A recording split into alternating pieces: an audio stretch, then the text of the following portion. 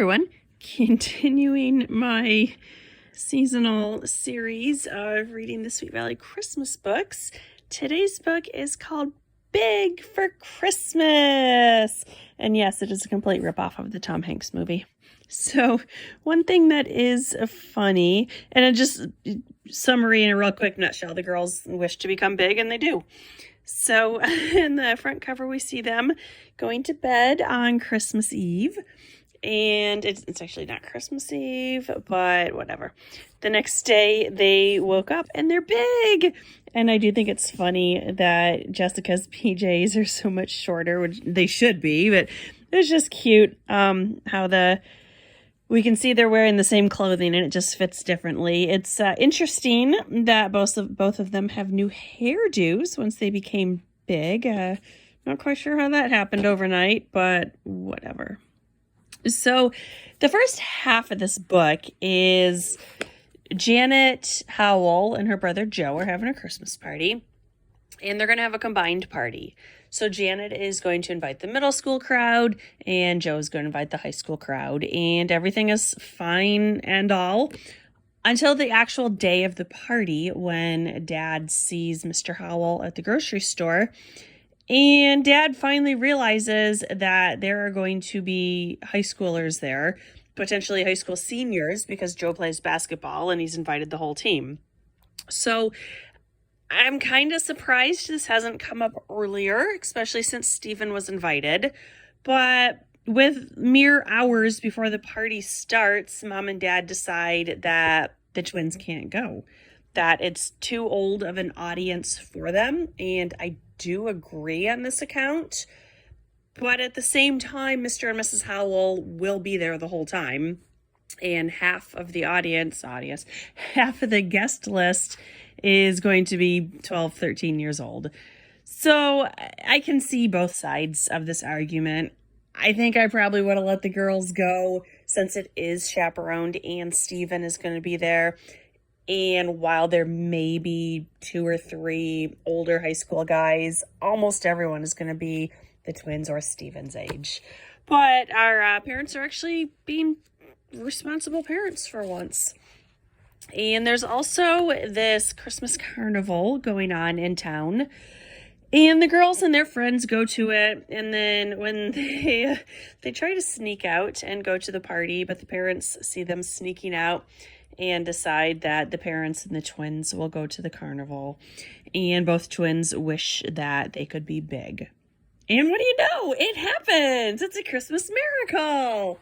And this is where the story really goes off the rails. So they steal Mom's clothing, and they realize they need to get jobs. And the very first job they get is driving a delivery truck to deliver donuts. And really, this is just a scam because they say, oh, well, we can't deliver these donuts if we don't know if they're good. So we better, get some samples here. And they eat like 3 donuts each.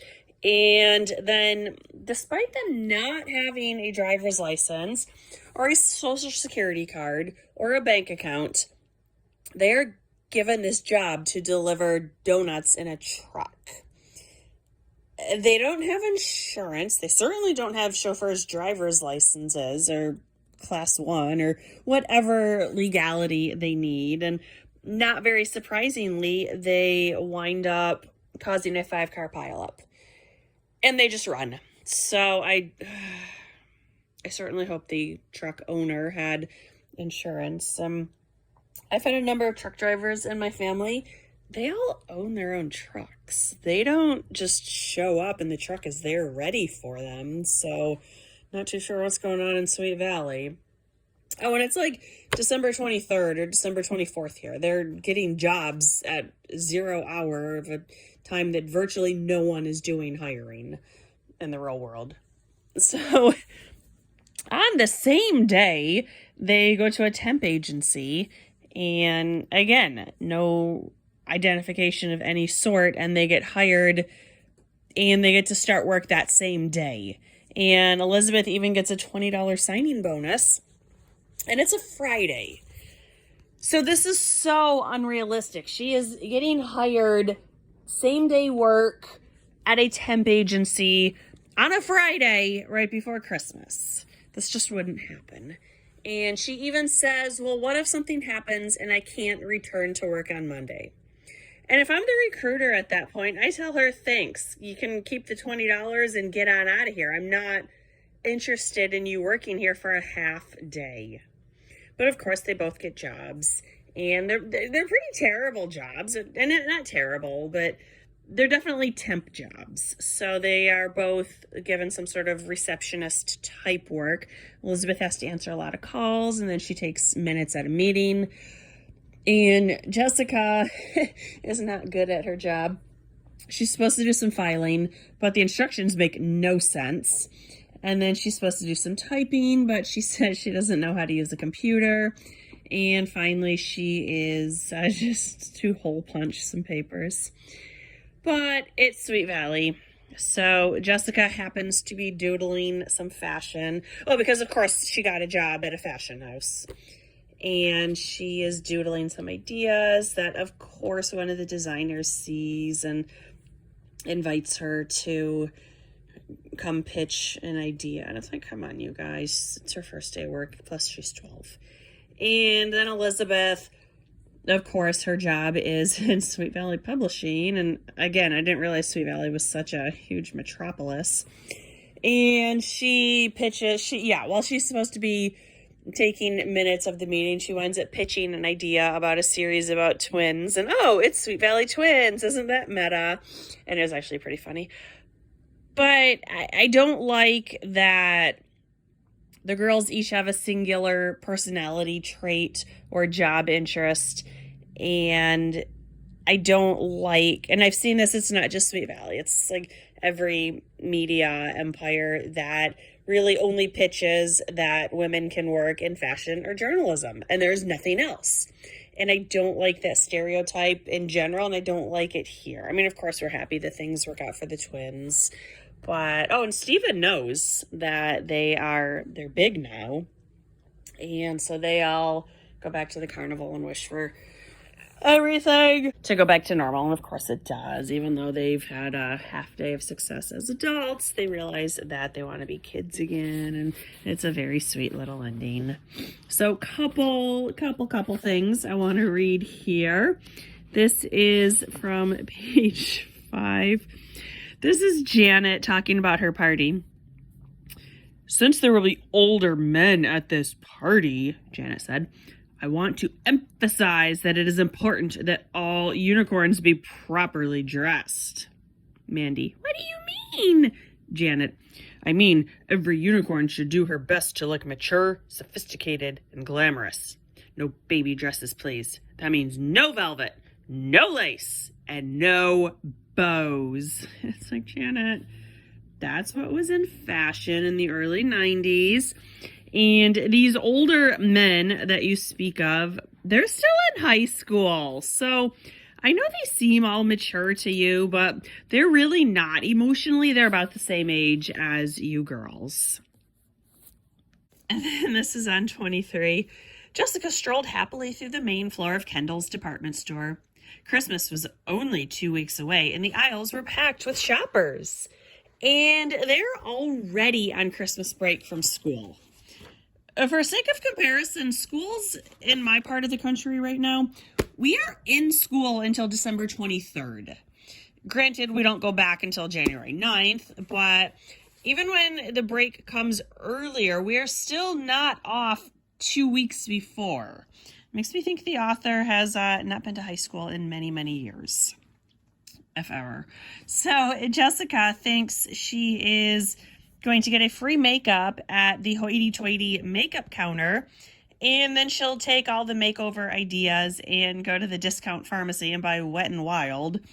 And she is perturbed when the makeup person won't give her the free makeover. And I was like, I totally get it. It's very clear she's not going to be spending any money there. So yeah, don't waste your money or your time or your supplies letting her play dress up.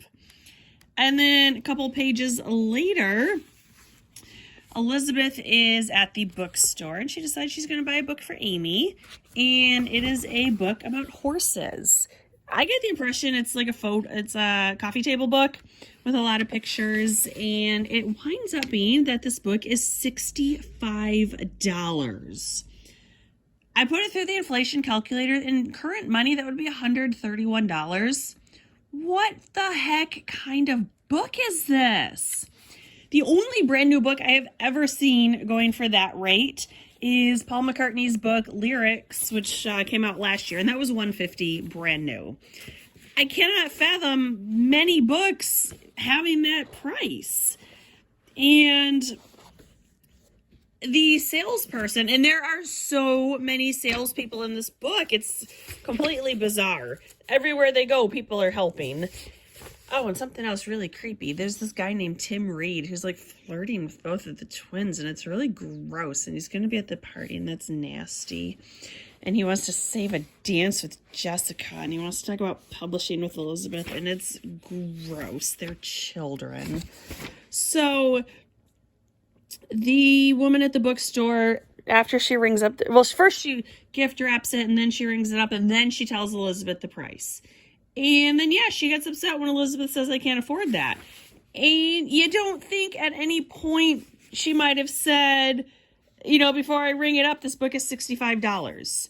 Or Elizabeth, she's supposed to be so mature. Why couldn't she have asked, before you wrap this, what's the price here? So that's bad on both of their parts. And throughout the book, every time they're at the mall, and this has never happened in the series before, everyone keeps calling them little girl. And it's like it's really to emphasize that they are young, but it's completely out of character with the writing style of most of the other books. They've never been referred to as little girl. So, 2:15, this is when they're big. As Elizabeth hurried down the sidewalk, the heels of her blue loafers made an efficient tapping sound on the pavement. She noticed several people turning to admire her. No, Elizabeth, trust me, they weren't. It's so stupid. It's like, we're to believe you're in a great big metropolitan, almost the size of Los Angeles here, and people aren't noticing you prancing by on your shoes. It's just so, get over yourself, Elizabeth. And then lastly, this book just really needed a better editor. On page 33 here, Elizabeth's at the bookstore and she's looking at the different sections, and here's one called Self-V-Help. I don't know what V-Help means.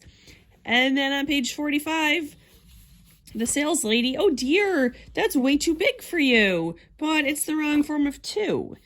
And it's sloppy that the book could get published with two typos like that. Things like that bother me. So this book, it's silly. You know it is going to be silly. And this is now part of the Sweet Valley era where magic and magical things happen. So we are definitely to the fantasy genre. The girls act like themselves. It's very typical. It's fine. It's cute. If, you know, you're looking for reading before bed on Christmas Eve or something, sort of silly little holiday story, this will work. It's not the greatest book I've ever read, but it's very much par for the course. So this was a Sweet Valley Big for Christmas. I have two more Christmas books. The Magic Christmas, about those creepy dolls, and A Christmas Without Elizabeth. Too bad we can't have a Christmas without Jessica. Okay, bye.